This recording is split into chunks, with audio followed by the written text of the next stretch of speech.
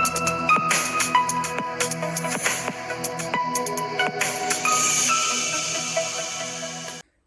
Friends, എല്ലാവർക്കും മറ്റൊരു പുതിയ വീഡിയോയിലേക്ക് സ്വാഗതം. It's me Akhil Satheesh and welcome to Akhil Satheesh world. SSLC പരീക്ഷയൊക്കെ കഴിഞ്ഞു. വാല്യൂഷൻ എങ്ങനെയാകുമെന്നുള്ള ഒരു ചെറിയ ആശങ്കയുണ്ട്. റിസൾട്ട് എന്ന് വരുമെന്നുള്ളൊരു ടെൻഷനും ഉണ്ട്. എന്നാൽ പേടിക്കേണ്ട, അതൊക്കെ അതിന്റെ വഴിയെ തന്നെ നടക്കും. പക്ഷെ നിങ്ങൾ ഈ ഒരു വെക്കേഷൻ സമയത്ത് വളരെ ഇമ്പോർട്ടൻ്റ് ആയിട്ടുള്ള മറ്റൊരു ഡിസിഷൻ എടുക്കേണ്ടതുണ്ട്. അത് മറ്റൊന്നുമല്ല, +1 ഏത് കോഴ്സ് എടുക്കണം. ഒരുപാട് രക്ഷകർത്താക്കളുടെയും പാരന്റ്സിന്റെയും വലിയ ആശങ്കയാണ്. ഇപ്പൊ നിങ്ങൾ ഇത് കേൾക്കുമ്പോൾ ആലോചിക്കുന്നുണ്ടാവും, SSLCയിൽ അതാണ് ടേണിംഗ് പോയിന്റ് എന്ന് പറഞ്ഞ ടീച്ചർ പിറകെ നടന്ന് പഠിപ്പിച്ച സമയം. പക്ഷേ കൃത്യമായിട്ട് പറഞ്ഞു കഴിഞ്ഞാൽ ഒരു വിദ്യാർത്ഥിയുടെ വളരെ കരിയർ ഇപ്പോൾ സ്കൂളിൽ എടുത്തു കഴിഞ്ഞാൽ ഏറ്റവും ഇമ്പോർട്ടൻ്റ് ആയിട്ടുള്ള 2 വർഷം എന്ന് പറയുന്നത് +1 +2 ആണ്. അത് നിങ്ങൾ ഏത് സ്കൂളിൽ പഠിക്കണം, എന്ത് പഠിക്കണം, ആരുടെ കൂടെ പഠിക്കണം, എങ്ങനെ പഠിക്കണം എന്നുള്ളത് നിങ്ങളുടെ കരിയറിനെ തന്നെ, ഇനി അങ്ങോട്ടുള്ള ലൈഫിനെ തന്നെ വളരെയധികം മാറ്റിമറിക്കുന്ന ഒരു ഓപ്ഷനാണ്. അപ്പോൾ നമ്മുടെ മുന്നിൽ അവൈലബിൾ ആയിട്ടുള്ള ഓപ്ഷൻസ് നിങ്ങൾക്ക് തന്നെ അറിയാം, ഒരുപാടുണ്ട്. എങ്കിലും വളരെ പോപ്പുലർ ആയിട്ടുള്ള സയൻസ്, കൊമേഴ്സ്, ഹ്യൂമാനിറ്റീസ്, ഇതിൽ ഏതെടുത്താലാണ് കരിയർ ഓപ്പർച്യൂണിറ്റി കൂടുന്നത്, ഇതിൽ നിങ്ങൾ ഏതെടുക്കണം, എങ്ങനെ കണ്ടുപിടിക്കണം, ഒരുപാട് രക്ഷകർത്താക്കൾ ചോദിച്ചിട്ടുണ്ട്. ഇപ്പോൾ PTA മീറ്റിങ്ങിലൊക്കെ നിങ്ങൾ സ്കൂളിൽ SSLCയിൽ പഠിക്കുമ്പോൾ ടീച്ചർമാർ തന്നെ പറയും, അവൻ നല്ല പഠിക്കുന്ന കുട്ടിയാണ്, സയൻസ് എടുക്കണം കേട്ടോ, അല്ലെങ്കിൽ അവന് അത്ര പറ്റില്ല, ഹ്യൂമാനിറ്റീസിലേക്ക് പോകണം. അതിൻ്റെയൊക്കെ കാലം മാറി. അതുകൊണ്ട് തന്നെ ഈ വീഡിയോ ഒന്ന് കണ്ട് കാര്യങ്ങൾ മനസ്സിലാക്കാൻ ശ്രമിക്കുക. ഉപകാരപ്രദമായാൽ നിങ്ങളുടെ ഫ്രണ്ട്സിലേക്ക് കൂടി ഷെയർ ചെയ്യുക. നിങ്ങളുടെ A+കളുടെ എണ്ണം ആയിരിക്കരുത് നിങ്ങളുടെ +1 സബ്ജക്റ്റ് തീരുമാനിക്കുന്നത്. അതായത് പഠിക്കാത്ത കുട്ടി ഹ്യൂമാനിറ്റീസിലേക്ക് പോവുകയും പഠിക്കുന്ന കുട്ടി സയൻസ് എടുക്കുകയും ചെയ്യുന്ന കാലമൊക്കെ മാറി. അത് വെറും പഴങ്കഥയും മിത്തും തെറ്റിദ്ധാരണയുമാണ്. ഇനി നിങ്ങൾ തീരുമാനിക്കേണ്ടത് നിങ്ങളുടെ ഇൻട്രസ്റ്റ് ആണ്.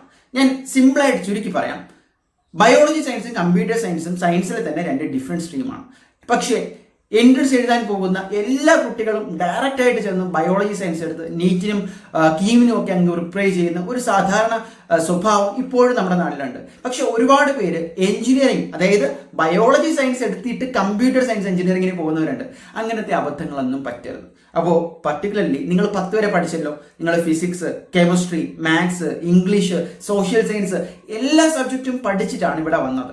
അപ്പോൾ മാർക്കിനെക്കാളും ഒക്കെ നിങ്ങളുടെ ഒരു ഫേവറേറ്റ് സബ്ജക്റ്റ് അല്ലെങ്കിൽ ഒന്നിലധികം ഫേവറേറ്റ് സബ്ജക്റ്റ്, അതല്ലെങ്കിൽ ആ പഠിപ്പിക്കുന്ന ഫേവറേറ്റ് ടീച്ചർ ഉണ്ടാകും എല്ലാ വിദ്യാർത്ഥികൾക്കും. അതാരാണ് എന്ന് മനസ്സിലാക്കാൻ ശ്രമിക്കുക. ഏത് പീരീഡിലാണ് PT എന്ന് പറയരുത്, അല്ലാതെ ഏത് പീരീഡിലാണ് നിങ്ങൾ ഏറ്റവും കൂടുതൽ സ്വയം ആ പഠിക്കുമ്പോൾ ആനന്ദം കണ്ടെത്തിയിട്ടുള്ളത്, ഇൻട്രസ്റ്റ് ഉണ്ടായിട്ടുള്ളത്, അത് വീണ്ടും വന്ന് ഹോംവർക്ക് ചെയ്യാനായാലും അത് വീണ്ടും പഠിക്കാനായാലും ഒരു ആവേശം ഉണ്ടായിട്ടുള്ളത് എന്ന് നോക്കുക. ആ ഒരു പോയിന്റിൽ നിങ്ങൾക്കൊരു സ്പാർക്ക് വരും. ഒരുപാട് പഠിച്ചു എന്ന് കരുതി സയൻസ് എടുക്കണമെന്നല്ല ഞാൻ പറയുന്നത്. അതേസമയം ഫിസിക്സിലും കെമിസ്ട്രിയിലും മാത്സിലും ഒക്കെ ഇൻട്രസ്റ്റ് ഉണ്ട്, നിങ്ങൾക്ക് കരിയറിലും അതുമായി ബന്ധപ്പെട്ട ഒരു കോർപ്പറേറ്റ് ഫീൽഡിലോ, അതല്ല എങ്കിൽ നിങ്ങൾക്ക് ഒരു കോഡിംഗ് സ്കില്ലോ, AI റിലേറ്റഡോ, അതുമല്ലെങ്കിൽ ഒരു എഞ്ചിനീയറോ ഡോക്ടറോ അങ്ങനെയൊക്കെ ആവാൻ വളരെ പാഷനേറ്റ് ആയിട്ട് ആഗ്രഹമുള്ളൊരു വ്യക്തിയാണെങ്കിൽ സയൻസ് എടുക്കുന്നത് തന്നെയാണ് നല്ലത്. അതേസമയം ഇപ്പോഴേ നിങ്ങൾക്ക് സെല്ലിങ്ങും ബൈയിങ്ങും ട്രേഡിങ്ങും മാർക്കറ്റിങ്ങും അതുപോലെ ബിസിനസ് മൈൻഡ് സെറ്റും, പുതിയ കാര്യങ്ങൾ ചെയ്യണം, അത് പുതിയ കാര്യങ്ങൾ മാനേജ് ചെയ്യണം, ലീഡർഷിപ്പ് അങ്ങനെയൊക്കെ ഉണ്ട് എങ്കിൽ കൊമേഴ്സ് നല്ലൊരു ഓപ്ഷനാണ്. ഇപ്പൊ തന്നെ ഈ മാറിയ കാലത്തിൽ CA പഠിക്കാം, Tally, GST, finance, accounting, numbers, maths ഒക്കെ നല്ലവർക്ക് ഇഷ്ടമാണോ, നേരെ കൊമേഴ്സ് എടുക്കൂ. ഇനി എന്താണ് ഹ്യൂമാനിറ്റീസ്? ഒരുപാട് അണ്ടർ റേറ്റഡ് ആയിട്ടുള്ള ഒരു സബ്ജക്റ്റാണ് ഹ്യൂമാനിറ്റീസ്.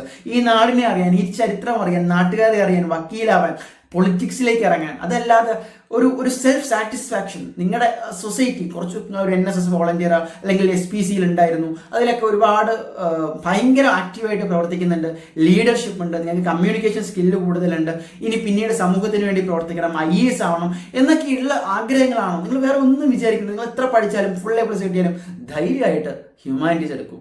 ഒരുപാട് പേര് നമ്മുടെ ചുറ്റും നിന്നും പറയാനുണ്ടാകും, നമ്മളെ പഠിപ്പിക്കുന്ന ടീച്ചേഴ്സ്, നമ്മുടെ പാരൻസ്, അതുപോലെ വഴിയിൽ പോകുന്ന അപ്പാപ്പന്മാർ ഉൾപ്പെടെ ഏത് വിഷയം എടുക്കണമെന്ന് സജഷൻ തരാൻ കൂടെ ഉണ്ടാകും. പക്ഷെ ആ വിഷയം എടുത്ത് 2 വർഷം പഠിക്കേണ്ടത് ഈ വീഡിയോ കാണുന്ന 10 വരെ പഠിച്ച നിങ്ങൾ ഓരോരുത്തരുമാണ്. അപ്പോൾ നിങ്ങൾക്കറിയാം നിങ്ങളുടെ കപ്പാസിറ്റി എന്താണ്, നിങ്ങളുടെ ഇൻട്രസ്റ്റ് എന്താണ്, നിങ്ങൾക്ക് എത്രത്തോളം ലിമിറ്റ് പറ്റും എന്നൊക്കെ. അപ്പോൾ അത് മനസ്സിലാക്കിക്കൊണ്ടാവണം 10ാം ക്ലാസ്സുകാർ SSLC പരീക്ഷ കഴിഞ്ഞ് നിൽക്കുന്ന നിങ്ങൾ ഒരു ഡിസിഷൻ എടുക്കാൻ.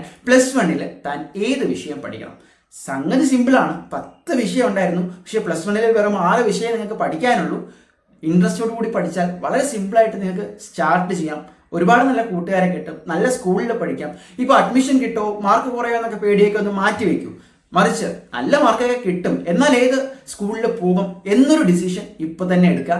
എന്തെങ്കിലും സംശയം ഉണ്ടെങ്കിൽ കമന്റ് ബോക്സിൽ രേഖപ്പെടുത്താം. നമ്മുടെ ഇൻസ്റ്റാഗ്രാം ഫോളോ ചെയ്ത് വന്ന് പേഴ്സണലായിട്ട് തന്നെ DM ചെയ്യാം. കരിയർ സെഷൻ 1-to-1 മെന്റർഷിപ്പിന്റെ ഡീറ്റെയിൽസ് ഞാൻ സ്റ്റോറി ആയിട്ടൊക്കെ ഇടാം. തീർച്ചയായിട്ടും കണക്ട് ചെയ്യുക. അപ്പോൾ എല്ലാവർക്കും നല്ലൊരു ഡിസിഷൻ എടുക്കാൻ പറ്റട്ടെ. എക്സാം കഴിഞ്ഞു, ഇനി റിസൾട്ട് വരട്ടെ. അതിനുശേഷം നിങ്ങളുടെ അലോട്ട്മെന്റും ബാക്കി എല്ലാ കാര്യങ്ങളും ഞങ്ങൾ അപ്ഡേറ്റ് ചെയ്യുന്നതായിരിക്കും. മറക്കണ്ട, ചാനൽ സബ്സ്ക്രൈബ് ചെയ്ത് വെച്ചേക്കും.